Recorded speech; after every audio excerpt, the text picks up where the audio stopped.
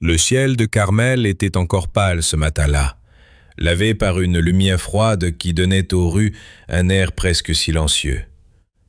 À cette heure, la ville n'avait pas encore mis son masque de carte postale.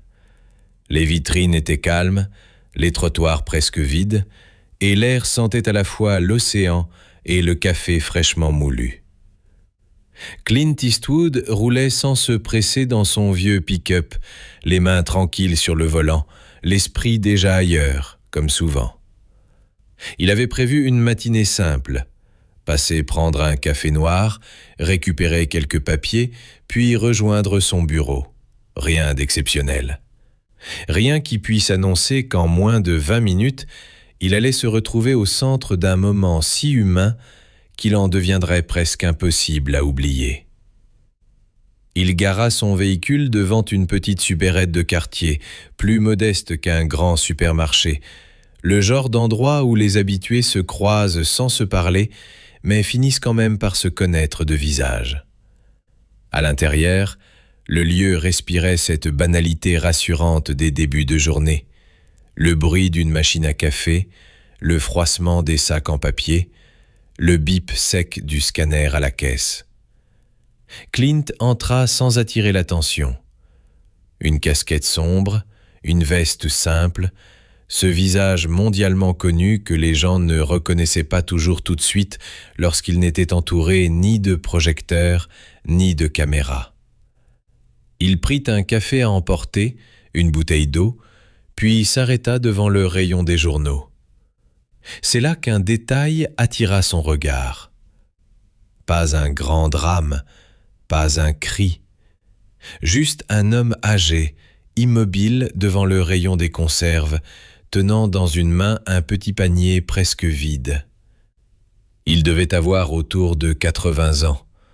Son dos n'était pas totalement courbé, mais on sentait chez lui cette rigidité particulière des anciens soldats, comme si même la fatigue avait appris à marcher au garde-à-vous. Il portait une vieille casquette de vétéran de l'armée, décolorée par le soleil, et une veste propre mais usée aux manches. Son panier contenait à peine de quoi passer 2 jours. Une boîte de soupe, du pain de mie, des nouilles instantanées, une petite boîte de thon, un paquet de crackers. Le genre de course qu'on ne fait pas quand on vit, mais quand on résiste. Clint le regarda sans insister. Il connaissait ce type de silence. Il y avait chez cet homme quelque chose de familier, non pas dans le visage, mais dans la manière d'occuper l'espace sans demander qu'on le voie. Le vieil homme prit ensuite une petite barquette de poulet rôti en promotion, l'observa quelques secondes avec une hésitation presque douloureuse, puis la reposa lentement. Ce geste minuscule en disait plus qu'un long discours. Il ne choisissait pas ce qu'il voulait. Il négociait avec ce qu'il pouvait se permettre. Clint sentit immédiatement cette gêne froide qu'éprouvent les hommes fiers quand la vie les oblige à compter trop précisément. Il le suivit des yeux jusqu'à la caisse sans encore bouger. Devant le comptoir, la file avançait lentement. 2 clients devant, puis le vétéran, puis Clint. La caissière était une femme d'une 30aine d'années nommée Rachel, fatiguée, pas méchante au fond, mais déjà usée par le rythme du matin. Quand arriva le tour du vieil homme, elle scanna les quelques articles. « 12,91 $, annonça-t-elle. L'homme hocha doucement la tête, posa son panier à côté de lui, puis glissa la main dans la poche intérieure de sa veste. Il en sortit un petit portefeuille brun, si mince qu'il semblait presque vide avant même d'être ouvert. Il chercha d'abord des billets. Rien. Puis il ouvrit le compartiment à pièces. Son visage changea légèrement. Ce n'était pas encore de la panique, c'était pire. C'était la certitude silencieuse qu'un problème venait de naître là, sous les yeux des autres. Il commença à compter les pièces une par une sur le comptoir. Le tintement sec du métal semblait plus fort que tout le reste. 1 $, 2, 3, puis quelques quarters, des nickels, des pennies. Ses doigts étaient lents, non pas parce qu'il était faible, mais parce qu'il voulait éviter l'erreur de trop. Rachel attendait. Les clients derrière Clint commençaient à se rapprocher. Un homme en veste de chantier regarda sa montre. Une femme avec un téléphone à la main souffla d'impatience. Le vétéran termina enfin de compter. 8,63 $. Il fixa les pièces comme si elles allaient soudain se multiplier par miracle. Puis il releva les yeux, et pour la première fois Clint aperçut dans son regard quelque chose de plus lourd que la pauvreté, la honte. « Je suis désolé, » murmura-t-il. « Je pensais avoir assez. » Rachel pinça légèrement les lèvres. « Il vous manque 4,28 $, monsieur. » Le vieil homme avala sa salive. Son regard tomba immédiatement sur la petite boîte de thon, puis sur la soupe, puis sur le pain. Il ne voyait plus des produits, il voyait des sacrifices. « Retirez le poulet, » dit-il d'abord, avant de se rappeler qu'il l'avait déjà reposé. Il se reprit plus bas. « Alors, les crackers. » Rachel les écarta. « Il manque encore. » Il regarda à nouveau son maigre butin, comme si chaque article représentait une partie de sa semaine. « Alors, la soupe. » Rachel l'enleva aussi. « Encore trop court. » Derrière lui, un homme lâcha un soupir agacé. Un autre murmura quelque chose sur les gens qui devraient vérifier leur argent avant d'arriver en caisse. Le vieil homme entendit. Ça se vit immédiatement. Ses épaules se raidirent, sa nuque se tendit, et pendant une seconde entière, il sembla plus petit, comme si l'humiliation lui avait physiquement volé quelques centimètres. Il posa une main sur le pain, hésita, puis sur la boîte de thon. Sa voix sortit plus faible encore. « Laissez juste les nouilles et le pain. » Il allait récupérer ses pièces, ses maigres restes, et repartir avec cette blessure invisible que seuls les gens dignes ressentent avec une telle violence. Quand une voix grave, calme, implacablement posée coupa l'air derrière lui. « Non, laissez tout, je prends. » Le vieil homme se retourna. Rachel leva les yeux. Et le magasin entier sembla retenir son souffle. Le silence qui suivit ne dura qu'une seconde, mais il sembla étirer le temps comme si chaque regard cherchait à comprendre ce qui venait de se produire. Le vieil homme se retourna lentement, les sourcils froncés, comme si son esprit refusait encore d'accepter cette phrase simple. « Non, non, monsieur, je ne peux pas accepter. » dit-il immédiatement, presque sur la défensive, comme si accepter de l'aide était plus douloureux encore que le manque lui-même. Sa voix portait cette rigidité propre aux hommes qui ont appris à survivre sans tendre la main, même quand tout s'effondre. Clint Eastwood ne bougea pas. Il resta là, droit, les épaules détendues, le regard stable. « Ce n'est pas une question d'accepter, » répondit-il calmement. « C'est déjà fait. » Il posa sa carte sur le comptoir avec une simplicité désarmante, comme s'il ne venait pas d'intervenir dans un moment qui aurait pu briser quelqu'un pour longtemps.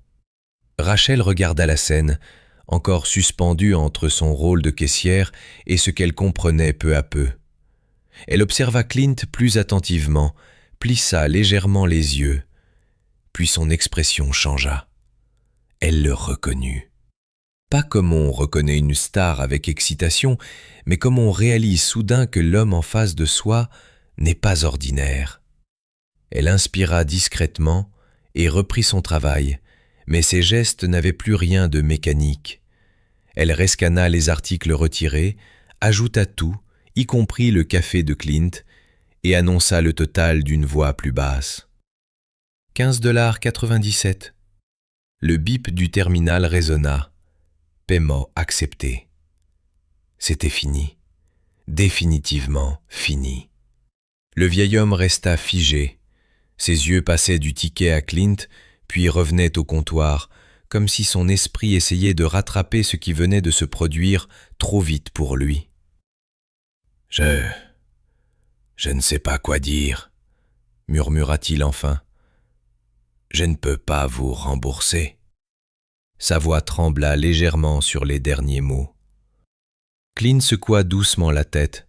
« Vous ne me devez rien. » Puis, après une courte pause, il ajouta d'un ton plus grave. « Parfois, accepter un geste, c'est déjà suffisant. » Cette phrase frappa le vieil homme plus fort que tout le reste, parce qu'elle ne parlait pas d'argent. Elle parlait de dignité. Rachel lui tendit le ticket. Ses doigts tremblaient légèrement à elle aussi. Le vieil homme le prit, mais au lieu de partir, il resta là, comme ancré au sol. Puis, lentement, il releva les yeux vers Clint. Cette fois, il ne regardait plus un inconnu. Il observait un visage. Et ce visage réveillait quelque chose dans sa mémoire. Ses traits se crispèrent légèrement. « Attendez, » souffla-t-il. « Je vous connais. » Il plissa les yeux, cherchant dans ses souvenirs comme on cherche une lumière dans le brouillard.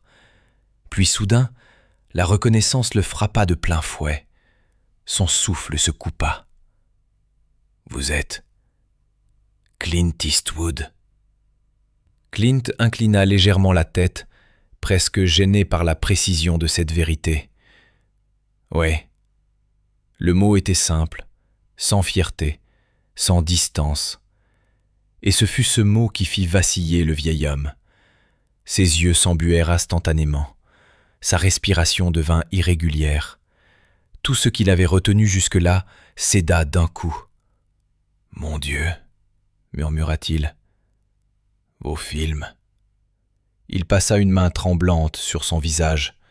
« Vous ne pouvez pas savoir. » Il s'interrompit, incapable de continuer immédiatement. Rachel s'immobilisa. Les clients derrière eux cessèrent complètement de bouger. Même les murmures avaient disparu. Le vieil homme reprit, la voix plus épaisse, chargée d'années de silence. « Je m'appelle Walter Harris. J'ai servi Vietnam. » Il avala difficilement. « Quand je suis revenu, personne ne voulait vraiment entendre ce qu'on avait vécu.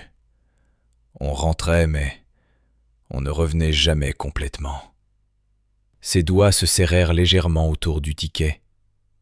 Et certains soirs, je m'asseyais seul et je regardais vos films. Un léger sourire triste passa sur ses lèvres. Vous étiez dur, mais juste. Ça m'a aidé à ne pas sombrer complètement. Clint l'écouta sans l'interrompre. Mais cette fois, son regard avait changé. Il n'était plus seulement attentif, il était touché, profondément. « Vous avez vécu la vraie guerre, » répondit-il doucement. « Moi, j'ai juste raconté des histoires. » Walter secoua la tête avec une conviction presque fragile. « Non, vous avez donné aux gens comme moi une image à laquelle se raccrocher. Ça compte plus que vous ne le pensez. » Le silence retomba, mais ce n'était plus un silence lourd. C'était un silence rempli de respect. Autour d'eux, les visages avaient changé, l'impatience avait disparu. À sa place, il y avait quelque chose de plus rare, une forme de reconnaissance collective, comme si chacun comprenait qu'il assistait à un moment qui ne se produit pas deux fois. Walter baissa les yeux vers ses courses, puis murmura presque pour lui-même. « Il y a 10 minutes, j'étais en train de choisir entre manger et garder un peu de dignité. » Il releva la tête, les yeux brillants. « Et maintenant, je ne sais même plus comment vous remercier sans me sentir redevable. » Clint le regarda droit dans les yeux, et cette fois, Sa voix devint légèrement plus ferme. « Alors ne me remerciez pas. » Une pause. « Souvenez-vous simplement que vous comptez encore. » Ces mots tombèrent comme une vérité oubliée, et ils frappèrent Walter plus fort que tout le reste, parce que ce n'était pas l'argent qui venait de le sauver, c'était le fait qu'un homme, au milieu d'un monde pressé, avait pris le temps de le voir. Vraiment. Walter Harris ouvrit la bouche pour répondre, mais aucun mot ne sortit. Son visage se contracta comme s'il luttait contre quelque chose de beaucoup plus ancien qu'une simple émotion du matin. Puis, presque malgré lui, il posa une main tremblante sur le comptoir pour se stabiliser. « Vous ne comprenez pas, » souffla-t-il, les yeux fixés sur Clint Eastwood. « Ce n'est pas seulement aujourd'hui. » Sa voix se brisa. « C'est tout ce qu'il y a eu avant. » Le magasin entier semblait suspendu à ce qu'il allait dire. Même Rachel, qui d'habitude devait enchaîner les clients sans respirer, n'osait plus toucher au scanner. Walter inspira difficilement, comme si chaque phrase qu'il s'apprêtait à prononcer devait traverser des années de silence. « Ma femme est morte il y a 3 ans, » dit-il enfin. 52 ans de mariage. Et d'un coup, plus rien. Ses yeux se perdirent un instant dans le vide. Après ça, la maison est devenue trop grande. Les nuits aussi. Puis les factures ont commencé à peser plus lourd. Le chauffage, les médicaments, l'électricité. Et moi, je me suis mis à couper partout. Sur la viande, sur le lait, sur le sommeil, sur la dignité aussi parfois. Sa mâchoire trembla. Ce matin, je n'avais pas honte d'être pauvre. J'avais honte d'être encore là, à devoir compter des pièces à mon âge. Cette phrase tomba comme un coup sourd dans la poitrine de tous ceux qui l'entendirent, parce qu'elle était trop vraie, trop humaine, trop proche de ces chutes silencieuses que personne ne voit jusqu'au jour où elles éclatent en public. Clint resta immobile, mais son regard se durcit légèrement, non pas contre Walter, mais contre cette cruauté ordinaire que la vie impose parfois aux plus dignes. « Écoutez-moi bien, » dit-il d'une voix basse mais ferme. « Ce qui vous arrive ne retire rien à ce que vous êtes, ni à ce que vous avez été. Ce monde a pris l'habitude de regarder les gens en difficulté comme s'ils avaient perdu leur valeur. Mais votre valeur n'a jamais dépendu de ce que vous pouviez poser sur ce comptoir. » Walter baissa la tête. Une larme glissa enfin sur sa joue, puis une autre. Il ne chercha même plus à les cacher. Et c'est là que tout bascula. Une femme d'une 50aine d'années, jusque-là silencieuse dans la file, s'avança lentement. Elle posa un billet de $20 près du ticket de Walter. « Pour demain, » dit-elle simplement. Un homme en tenue de travail s'approcha ensuite, tira un billet de 50 de son portefeuille, puis le déposa sans un mot. Une jeune mère fit un signe à sa petite fille qui tendit maladroitement quelques billets pliés dans sa main. Même un adolescent portant un sac à dos sortit l'argent qu'il avait probablement prévu pour son déjeuner. En moins d'1 minute, le comptoir se remplit de gestes discrets, puissants, irréversibles. Pas de spectacle, pas de pitié malsaine. Juste des êtres humains qui avaient soudain décidé de ne plus détourner les yeux. Walter regardait la scène comme un homme qui aurait cru le monde définitivement fermé et qui voyait tout à coup une fenêtre s'ouvrir là où il n'y avait qu'un mur. Rachel, les yeux brillants, se pencha sous sa caisse et sortit une carte cadeau du magasin. « Celle-ci, c'est pour vous aussi, » dit-elle doucement. « Et si vous revenez ici un jour difficile, vous me le dites, d'accord ?» Walter porta une main à sa bouche. Son souffle était devenu irrégulier, presque douloureux. Lui qui, quelques minutes plus tôt, essayait seulement de sauver 2 paquets de nouilles et un pain de mie, se retrouvait entouré d'une chaleur humaine qu'il n'attendait plus de la vie. Clint ramassa alors son café, mais avant de partir, il posa une main brève et solide sur l'épaule de Walter. Ce n'était pas un geste théâtral, c'était le geste d'un homme qui savait qu'il existe des moments où une simple pression de la main vaut plus que 100 discours. « Continuez, dit-il.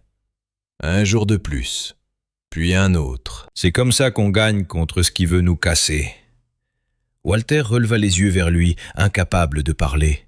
Mais dans ce regard, il y avait déjà quelque chose qui n'était plus là quelques minutes auparavant. Un reste de lumière. Clint quitta ensuite la supérette comme il y était entré, sans chercher les regards, sans attendre les remerciements, sans se retourner vers la petite foule qu'il venait pourtant de transformer. Mais après son départ, rien ne redevint vraiment normal.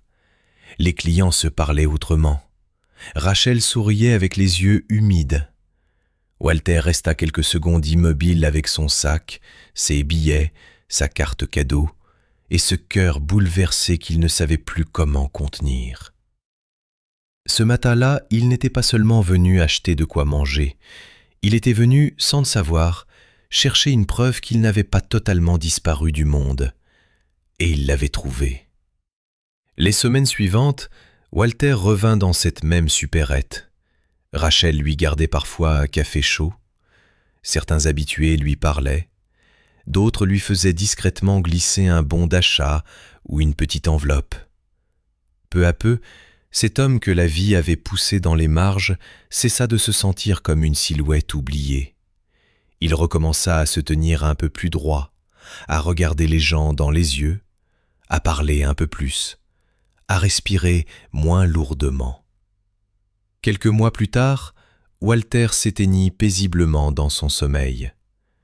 Mais il ne partit pas comme il avait vécu ces derniers temps, dans l'effacement.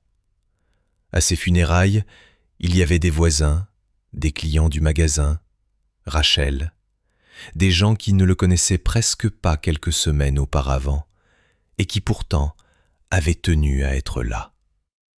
Parce qu'un homme ne devient jamais petit le jour où il manque d'argent. Il devient petit seulement quand le monde décide de ne plus le voir. Ce jour-là, dans cette petite supérette de Carmel, Clint Eastwood avait fait beaucoup plus que payer quelques courses. Il avait rendu à un ancien soldat ce que la vie lui avait lentement arraché, la sensation d'exister encore dans le regard des autres. Et c'est peut-être cela, la forme la plus rare du courage. Pas celle qui fait du bruit, pas celle qui se joue devant une caméra, mais celle qui, au moment exact où quelqu'un est sur le point de se briser, avance d'un pas et dit simplement « Non, aujourd'hui, tu ne tomberas pas seul. »